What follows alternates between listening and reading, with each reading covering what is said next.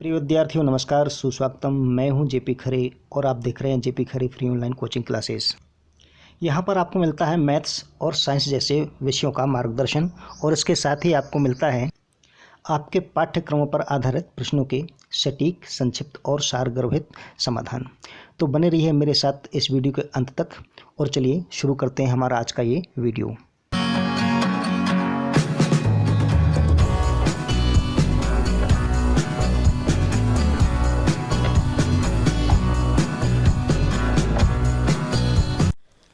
Dear students, ये रहा आपके सामने कक्षा 10 से प्रश्नावली 8.1 का प्रश्न क्रमांक 2। प्रश्न है आकृति 8.13 में tan p minus cot r का मान ज्ञात कीजिए।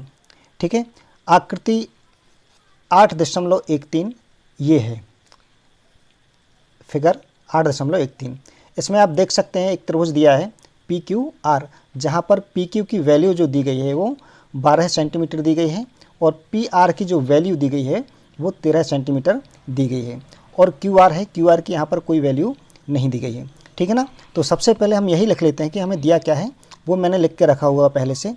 यहाँ ज्ञात है, क्या ज्ञात है, आकृति 8.13 में PQ बराबर 12 सेंटीमीटर, PR बराबर 13 सेंटीमीटर और ये जो कोण है आपका एंगल Q, ये कितना है, 90 डिग्री का है या समकोण है। ठीक है ना। हमें ज्ञात क्या करना है, हमें ज्ञात करना है tan P minus cot R का मान। तो इसका मान ज्ञात करने के लिए हमें सबसे पहले पता होना चाहिए tan P क्या होगा और cot R क्या होगा। और tan P और cot R के मान निकालने के लिए हमको आवश्यकता पड़ेगी QR की वैल्यू की। तो ये QR की वैल्यू हमको कैसे मिलेगी, हम देख रहे हैं कि ये जो हमारा ट्राइंगल है ये एक समकोण त्रिभुज है। ठीक है ना। तो समकोण त्रिभुज में कौन सा प्रमेय लग जाता है, पाइथागोरस प्रमेय। ठीक है, पाइथागोरस प्रमेय क्या होता है, कर्ण का वर्ग बराबर लंब का वर्ग धन आधार का वर्ग। ये 90 डिग्री का एंगल है ये, इसके सामने वाली भुजा ये जो 13 सेंटीमीटर की ये कर्ण हो जाएगा, है ना। और एक भुजा ये हो जाएगी 12 सेंटीमीटर की और एक भुजा QR हो जाएगी, जिसका मान हमें ज्ञात करना है। इसके पश्चात ही हम इसकी वैल्यू ज्ञात कर सकते हैं। तो लीजिए समकोण त्रिभुज PQR में पाइथागोरस प्रमेय से PR का वर्ग बराबर PQ का वर्ग धन QR का वर्ग। क्यों, क्योंकि पाइथागोरस प्रमेय क्या है, कर्ण का वर्ग बराबर लंब का वर्ग धन आधार का वर्ग। तो कर्ण है यहाँ पे PR और लंब है आपका यहाँ पे PQ और आधार है QR। ठीक है ना। तो यहाँ पर हम इनकी वैल्यूज़ पुट कर देते हैं। वैल्यूज़ क्या हो जाएंगी, यहाँ पे PR की वैल्यू कितनी है, PR की वैल्यू है 13 है, तो 13 का वर्ग 12 है, तो ये 12 का वर्ग आ जाएगा प्लस QR का वर्ग। स्टूडेंट्स, 13 के स्क्वायर का मतलब है 13 गुणित 13 बराबर, इसी प्रकार से 12 के स्क्वायर का मतलब है 12 गुणित 12 प्लस QR का स्क्वायर। ठीक है, इसकी वैल्यू हमको ज्ञात करनी है। तो आपको पता है कि 13 का 13 से गुणा करने पर हमको 169 प्राप्त होगा, चाहे तो आप गुणा कर लें।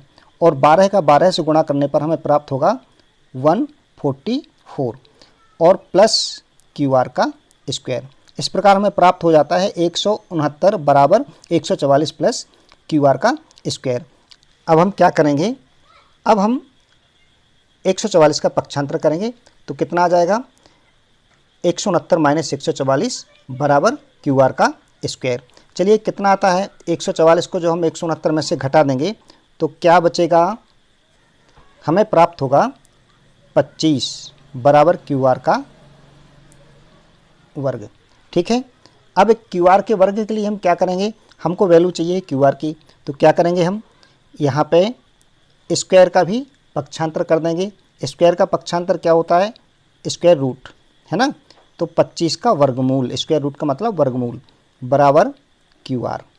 राइट, ये कितना आ जाएगा, 25 का वर्गमूल आप सभी को पता है कि इस प्रकार QR की वैल्यू कितनी आ जाती है, QR बराबर आ जाता है 5।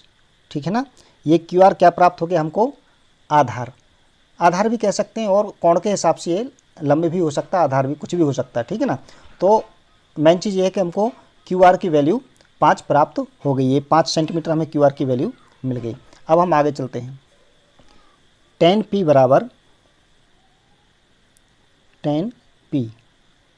बराबर देखिए ये आपका एंगल P है, देख लीजिए एक मिनट, ये P एंगल है, ठीक है ना। तो हमने आपको त्रिकोणमिति के बेसिक्स में बताया हुआ कि कोण के सामने वाली भुजा लंब होती है त्रिकोणमिति के संदर्भ में, ठीक है ना। तो यहाँ पर लंब क्या हो जाएगा QR और आधार क्या हो जाएगा PQ। चलिए इसको लिख लेते हैं।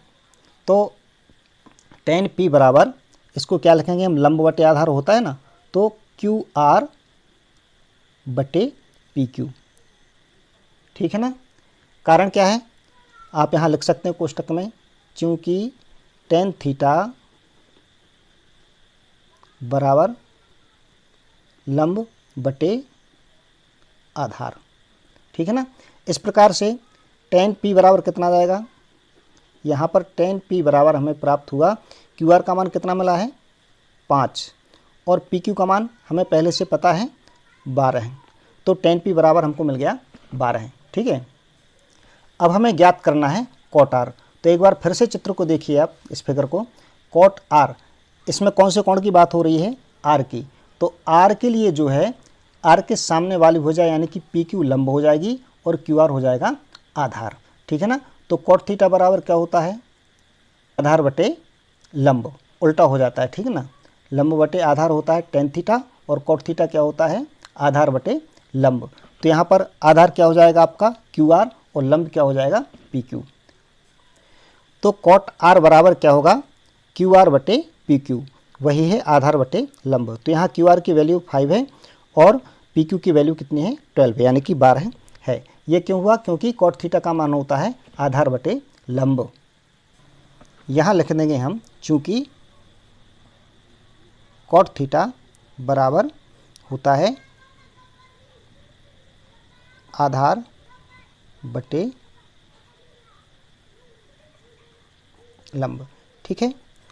इस वजह से हमने cot R का मान क्या लिखा, QR बटे PQ।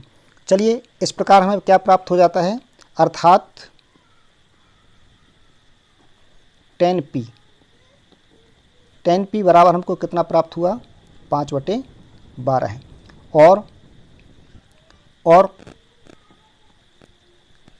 cot R हमको कितना प्राप्त हुआ, ये भी हमको प्राप्त हुआ 5/12 है। तो हमें ज्ञात क्या करना था, tan P minus cot R। चलिए इसको ज्ञात कर लेते हैं। तो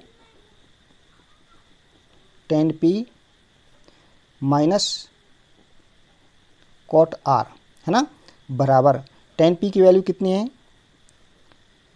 5/12 है, माइनस cot R की वैल्यू कितनी है 5/12 है। समान संख्याएं हैं, एक प्लस की और एक माइनस की, तो इसमें आपको ज़्यादा एलसीएम फैल्सीएम करने की ज़रूरत नहीं है, वैसे भी हर भी समान है इसके, है ना। और समान संख्याएं हैं और एक प्लस की एक माइनस की है, तो समान संख्याओं का जोड़ यदि उनमें से एक प्लस की हो और एक माइनस की हो तो सीधी सी बात है क्या आ जाता है 0, है ना। इस प्रकार से कितना आ गया, tan P minus cot R बराबर 0। यही आपका उत्तर है, ठीक है। उम्मीद है आपको प्रश्न समझ में आ गया होगा। अब चलते चलते चैनल को सब्सक्राइब कर लीजिए, लाइक भी कर दीजिए और वीडियो अगर पसंद आया हो तो शेयर भी कर दीजिए, साथ में कमेंट भी कीजिएगा, ताकि मुझे समझ में आए कि आपको क्या पसंद है और क्या पसंद नहीं है, ठीक है। मिलते हैं फिर अगले वीडियो में, तब तक के लिए नमस्कार।